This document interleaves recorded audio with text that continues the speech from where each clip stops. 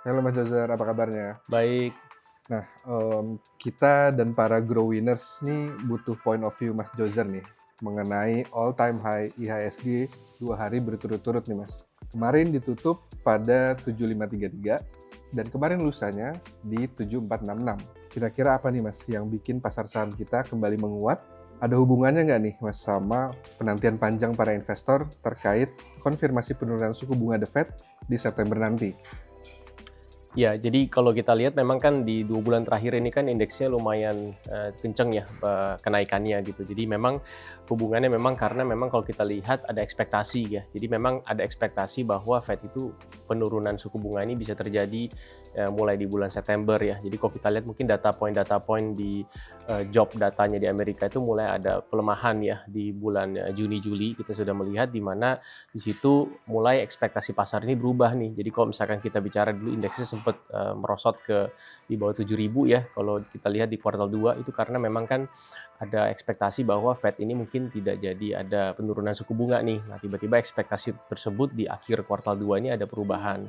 Nah, ini pun yang menyebabkan sebenarnya dari sisi kurs nilai tukar rupiah nih, itu kan ada penguatan ya yang sangat signifikan ya. Kalau kita lihat di kuartal 2 itu mungkin di level sekitar 16.000 lebih sampai hampir 16.500 ya. Nah, sekarang sudah terjadi penguatan jauh di bawah 16.000 nih, sudah di 15.600-an kalau nggak salah ya. Nah, jadi ini menyebabkan mungkin ekspektasi pasar ini berubah di mana memang flow itu mulai masuk nih. Kalau kita lihat juga kemarin bond auction juga sangat tinggi bidnya ya di atas 100 triliun tuh ya. Jadi kalau kita lihat dibandingkan bond auction ini mungkin di sepanjang masa ini mungkin salah satu top 10-nya juga ya yang tertinggi bidnya.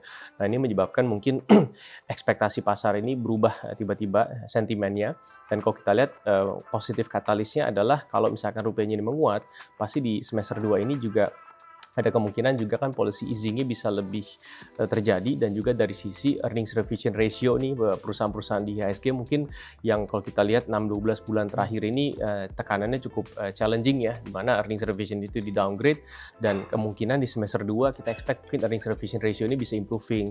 Jadi nggak hanya dari faktor The Fed juga nih, kalau kita lihat di kuartal 2 kemarin kita juga kompilasikan data-datanya meskipun masih terlihat agak weak, cuman harusnya kalau kita lihat earnings revision ratio-nya ini mungkin harusnya bisa mulai stop weakening nih. Kalau kita lihat so far secara agregat ya earnings di kuartal 2 itu bisa dibilang inline dengan ekspektasi konsensusnya nih. Jadi semoga di semester 2 ini outlook-nya bisa lebih baik ya dari sisi rasionya. Oke, semoga Mas. Thank you untuk jawabannya. Oke Mas Juzar, di preskon Marketing Outlook Mandiri Sekuritas yang lalu nih, forecast IHSG sampai penutupan akhir tahun itu bisa sampai 7460 hingga 7640. Dengan fenomena all time high ini, apakah dari Mas Juzar ada koreksi angka atau konsensus kah?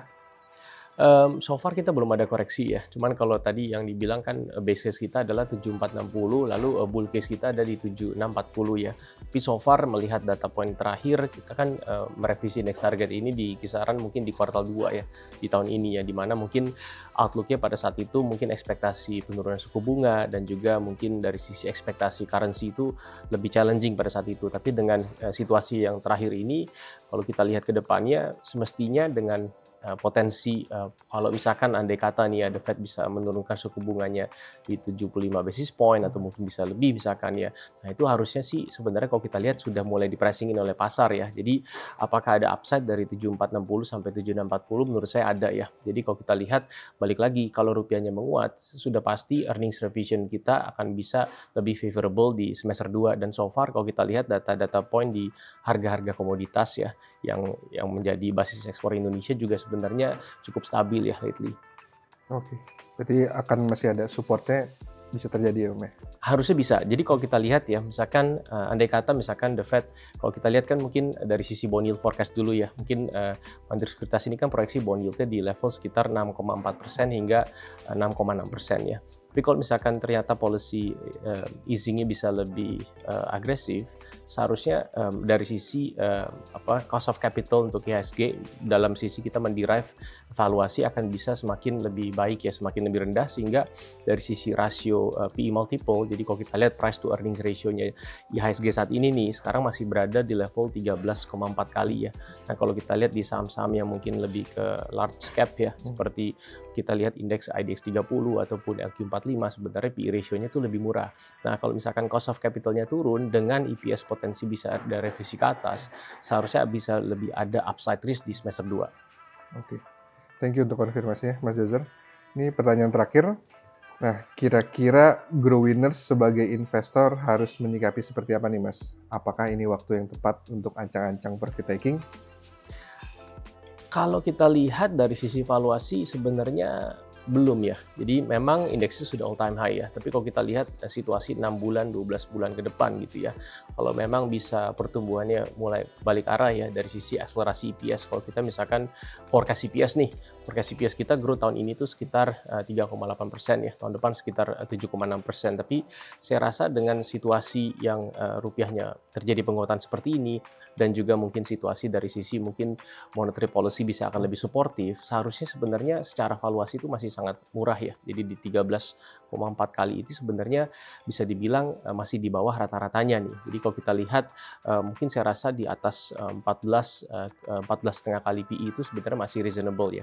Jadi mungkin volatility ini bisa aja nih, misalkan nanti andai kata mungkin Fed ini penurunan bunganya nggak sesuai ekspektasi, bisa aja ada volatility, misalkan oh ternyata penurunan bunganya nggak sampai misalkan 75 atau 100 basis point, itu bisa juga, karena kan data-data poin ini kita mesti pantau juga. Jadi mungkin untuk teman-teman di Grow Winners yang mesti kita pantau ya memang adalah ekspektasi pasar saat ini sebenarnya itu akan terlalu agresif atau enggak dari sisi ekspektasi pemotongan suku bunganya ini berapa basis point untuk the Fed. Jadi kalau misalkan tidak terjadi sesuai harapan pasti bisa ada volatility, tapi balik lagi bahwa trennya itu akan terjadi policy easing. Jadi kita melihat mestinya emerging market ini inflows-nya mungkin salah satu yang diuntungkan juga, dan kalau kita lihat di emerging market ini Indonesia juga sebenarnya outlook-nya lebih menarik ya dibandingkan misalkan negara seperti Tiongkok gitu ya, di mana memang ekonominya masih challenging. Jadi saya rasa harusnya dari sisi flows ke Indonesia ini cukup ada gitu. Tapi volatility yang tadi disampaikan ya, perihal profit taking bisa aja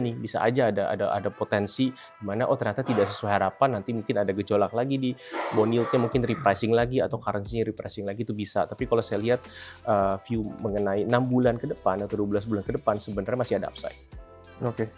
Thank you Mas Jozer untuk point of view-nya terhadap IHSG all time high ini. Thank you. Thank you.